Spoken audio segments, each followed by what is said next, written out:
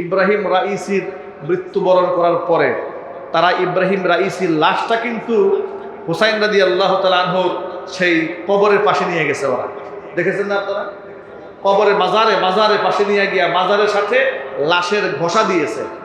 ওরা বিশ্বাস করেছে যে এই যে মাজারের সাথে ঘষা দিয়ে দিলাম তাহলে এখান থেকে কিছু নূর ওখান থেকে ঢুকে গেছে। নাউযুবিল্লাহি মিন যালিক। এই সমস্ত আকীদা এটা মুসলমানদের আকীদা নয়, এটা মুশরিকদের আকীদা। মুসলমানদের আকীদা হচ্ছে আমার ভালো মন্দ সব আল্লাহর পক্ষ থেকে আসে। কবরে শুয়ে থাকা ব্যক্তি আমার ভালো মন্দ কিচ্ছু করতে পারে না। আহলুস সুন্নাহ ওয়াল জামাতের আকীদা হচ্ছে পৃথিবীর সমস্ত নবীরা বেগুনাহ মাসুম, আর সাহাবায়ে কেরাম রাদিয়াল্লাহু তাআলা আনহুম আজমাইন তারা হচ্ছে আল্লাহর পক্ষ থেকে ক্ষমা প্রাপ্ত মাগফুর, তাদেরকে ক্ষমা করে দেওয়া হয়েছে, তারা সমালোচনার উপযুক্ত নয়।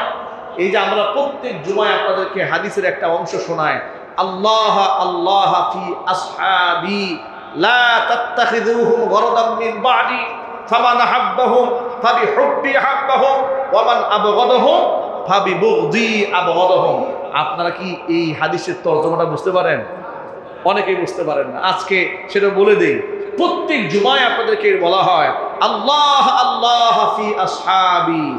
নবী করিম সাল্লাল্লাহু আলাইহি সাল্লাম বলেছেন, ও দুনিয়ার মানুষেরা শোনো, আল্লাহ আল্লাহ ফি আসহাবি, আই ইত্তাকিল্লাহ ফি আসহাবি। আমার সাহাবীদের ব্যাপারে তোমরা আল্লাহকে ভয় করো, আমার সাহাবীদের ব্যাপারে তোমরা আল্লাহকে ভয় করো। লা তাত্তাখিযুহুম গরদাম মিন বাদি, আমার ইন্তেকালের পরে আমার সাহাবীদেরকে তোমরা সমালোচনার টার্গেটে পরিণত করো না।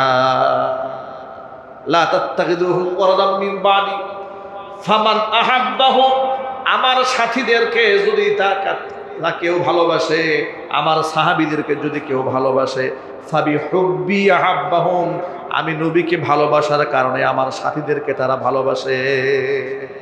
ওয়ামান আবগাদাহুম, যদি আমার সাহাবীদের উপর কেউ বিদ্বেষ রাখে, ফাবিবুগজি আবগাদাহুম, এটা আমি নবীর উপরে বিদ্বেষ রাখার কারণে আমার সাথীদের উপর তারা বিদ্বেষ রাখে। কথা বুঝতে পেরেছেন? ফামান আহাব্বাহুম ফাবিহুব্বি আহাব্বাহুম ওয়ামান আবগাদাহুম ফাবিবুগজি আবগাদাহুম। সুতরাং যেখানে সাহাবায়ে কেরামের সমালোচনা করা জায়েজ না হারাম? সবাই একটু জোরে বলেন তো। সাহাবায়ে কেরামের সমালোচনা করা হালাল না হারাম? সেক্ষেত্রে শিয়ারা প্রতিনিয়ত আশারাই মুবাশশিরা জান্নাতের সুসংবাদপ্রাপ্ত সাহাবীদেরকে জাহান্নামী বলে। সাহাবায়ে কেরামদেরকে যদি জাহান্নামী বলে, কোরআন শরীফের আয়াত কি বিশ্বাস করা হয়? কোরআন শরীফের আয়াতের মধ্যে আল্লাহ বলেছেন রাদিয়াল্লাহু আনহুম ওয়া রাদু আন, এদের প্রতি আমি সন্তুষ্ট হয়ে গিয়েছি। আল্লাহ বললেন রাসূলের সাহাবীদের উপর আমি সন্তুষ্ট। আল্লাহ নবী বললেন আলাইকুম বিসুন্নতি ওয়া সুন্নাতিল খুলাফাইর রাশিদিন আল মাহদিয়্যিন, তোমাদের উপর অবধারিত হচ্ছে আমি মুহাম্মদ সাল্লাল্লাহু আলাইহি ওয়াসাল্লামের আদর্শ, আমার হিদায়াত প্রাপ্ত খুলাফাদের আদর্শ। তাহলে আপনি হেদায়েত প্রাপ্ত খুলাফাদের আদর্শ রাসূল মানতে বললেন, আর শিয়া সম্প্রদায়ের লোকেরা বলে আবু বকর উসমান এগুলো সব জাহান্নামী। তাহলে তারা না মানলো আল্লাহর কোরআন, না মানলো নবী করিম সাল্লাল্লাহু আলাইহি ওয়াসাল্লামের হাদিস। কোরআন এবং হাদিস অস্বীকার করলে ঈমান থাকে? চিৎকার দিয়ে বলেন ঈমান থাকে? সুতরাং ইব্রাহিম রাইসি দুনিয়া থেকে চলে গেল, আপনার এত শোক বার্তা পাঠাবার কোনো প্রয়োজন নাই। হ্যাঁ, আপনি বলতে পারেন তিনি ইসরায়েলের বিরুদ্ধে কথা বলেছেন, ফিলিস্তিনের পক্ষে কথা বলেছেন, এই তো আপনার জোরালো বক্তব্য, আপনার যুক্তি এখানে। অনেক লোকেরা বলেছে ইব্রাহিম রাইসি আপনার এই ফিলিস্তিনের পক্ষে বক্তব্য দিয়েছে। মনে রাখবেন, ভূ রাজনীতি বড় মারাত্মক জিনিস। একটা হচ্ছে রাজনৈতিক বক্তব্য, আর একটা হচ্ছে ইমানি বক্তব্য। রাজনীতির স্বার্থে অনেক মুসলিম দেশও ইসরায়েলের পক্ষ অবলম্বন করেছে, আবার রাজনীতির স্বার্থে অনেক অমুসলিম দেশও ফিলিস্তিনের পক্ষ অবলম্বন করেছে। কথা বলতে হবে, ঠিক কিনা বলতে? দুবাইয়ের মতো রাষ্ট্র, এরা রাজনীতির স্বার্থে ফিলিস্তিনের বিপক্ষে অবস্থান নিয়েছে। এ কথার অর্থ আমি এটা বোঝাই নাই তাহলে দুবাই খুব ভালো কাজ করেছে। দুবাই এই কাজ করার কারণে গোটা মুসলিম উম্মার অভিশাপের পাত্র হয়েছে। কথা বলতে হবে, ঠিক কিনা? এই জন্য আল্লাহর পক্ষ থেকে হালকা একটা ধাক্কা দিয়া মাত্র 8 দিন বৃষ্টিতে, 4 দিনের বৃষ্টিতে আল্লাহ একটা মেসাকার করে দিয়েছে না? এটা আল্লাহর পক্ষ থেকে ছিল একটা সতর্কবাণী। যে সোজা হয়ে যাও, তা না হলে তোমার আধুনিক দুবাইকে 500 বছর পিছাইয়ে দেওয়া আল্লাহর কাছে মুহূর্তের ব্যাপার।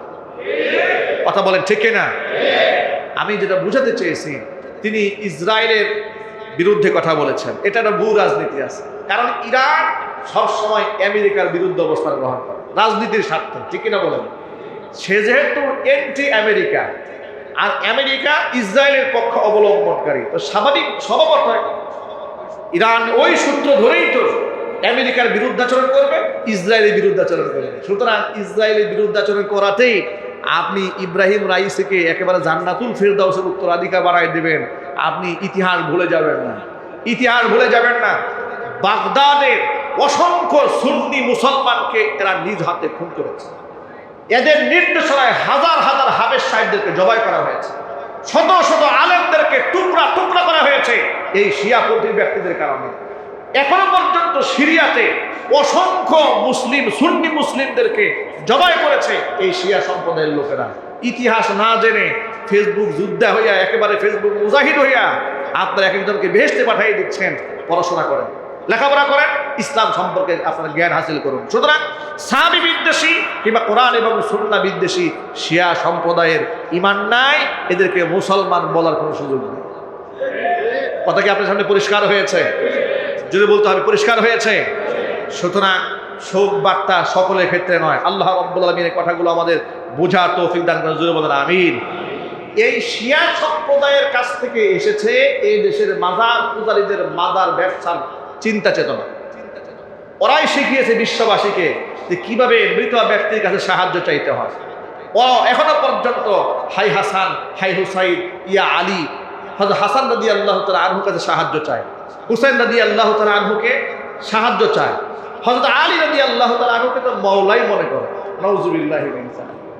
সুতরাং ওয়াল্লাযীনা লা ইয়াদউনা মা'আল্লাহি ইলাহান আখার, আল্লাহ রাব্বুল আলামিনের মাহবুব বান্দাদের কয় নাম্বার বৈশিষ্ট্য?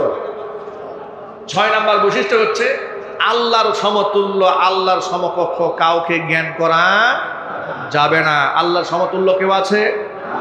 আল্লাহর সমকক্ষ কেউ আছে? সুতরাং দেখবেন এই মাজার পূজারীদের আরেকটা আলামত হচ্ছে ওরা মাথার মধ্যে একটা টুপি পরে, এই টুপির মধ্যে পাক পাঞ্জাতন লেখা থাকে। সেখানে হযরত আলীর নাম লেখা, এরপরে লেখা আছে হাসান, এরপর লেখা আছে হুসাইন, মুহাম্মদ সাল্লাল্লাহু আলাইহি ওয়াসাল্লাম এবং হযরত আলী, এরপরে ফাতেমা। এই 5 জনের নাম দিয়ে নাম দিয়েছে পাক পাঞ্জাতন, মানে আহলে বাইতের সদস্য। এই পাক পাঞ্জাতন এই চিন্তা চেতনায় আসছে শিয়াদের কাছ থেকে। তার কাছ থেকে? আচ্ছা, আমরা হাসান, হুসাইন বা ফাতেমা, এরপরে হযরত আলী, মুহাম্মদ সাল্লাল্লাহু আলাইহি ওয়াসাল্লাম, সকলের প্রতি আমাদের মোহব্বত আছে না নাই? বিশ্বাস আছে না নাই? ভালোবাসা আছে না নাই? এর অর্থ কি এই যে এই 5 জন কি এক্সেপশনাল মোহব্বত করে বাকি সাহাবী যারা সঙ্গে জাহান্নামী বলবেন? নাউজুবিল্লাহ বলেন। আচ্ছা, আপনারাই বলেন মর্যাদাগত দিক থেকে হযরত আলীর মর্যাদার উপরে না আবু বকর সিদ্দিকের? আবু বকর। আরো জোরে বলেন। আবু বকর। এতে সন্দেহ আছে? এটা হচ্ছে আহলুস সুন্নাহ ওয়াল জামাতের আকীদা, যে সব সাহাবায়ে কেরাম মর্যাদার অধিকারী, আল্লাহর পক্ষ থেকে ক্ষমাপ্রাপ্ত, জান্নাতের অধিকারী। কিন্তু আল্লাহ কিছু কিছু ব্যক্তিদেরকে কিছু ব্যক্তির উপর প্রাধান্য দান করেছেন, যার দরুন আল্লাহর নবী সাল্লাল্লাহু আলাইহি ওয়াসাল্লামের জীবদ্দশায় হুজুর যখন রোগে আক্রান্ত হয়ে হুজরাখানায় ছিলেন, তখন রাসূলের মিহরাবে দাঁড়িয়ে নামাজের ইমামতি করেছিলেন সেই সাহাবীর নাম কি? আবু বকর। চিল্লায় বলেন। আবু বকর। প্রশ্ন হচ্ছে শিয়া সম্প্রদায়ের কাছে প্রশ্ন, যে তোমরা বলো আল্লাহ নবীর ইন্তেকালের পরে সর্বাধিক উপযুক্ত হযরত আলী, আল্লাহ রাসূলের জীবদ্দশায় আলীকে বাদ দিয়ে আবু বকর সিদ্দিক রাদিয়াল্লাহু তাআলা আনহু কেন মসজিদ নববীর ইমামতি করেছেন? কথা বলেন, ঠিক কিনা বলেন? কেন তার ইমাম হয়েছিল রাসূলের জীবদ্দশায়? নবীজির জীবদ্দশায় যিনি ইমাম ছিলেন, রাসূলের ইন্তেকালের পরে তার চেয়ে বেশি আওলা, তার চেয়ে বেশি উপযুক্ত ইমাম আর কেউ হতে পারে? শিয়া সম্প্রদায়ের লোকেরা বলেছে আবু বকর, ওমর, উসমান জোর করে আলীর খেলাফত ছিনাই নিয়েছে। সুতরাং এগুলো সবগুলো জাহান্নাম। নাউযুবিল্লাহি মিন যালিক। এই জন্য শিয়া আকীদার ব্যাপারে আপনাদের পড়াশোনা করা উচিত, এবং তারা যে কুফরি বিশ্বাস লালন করেছে, মাজারে কাছে সাহায্য চাওয়া, কবরে গিয়ে সাহায্য চাওয়া, এই ভাইরাস উপমহাদেশে ছড়িয়ে পড়েছে।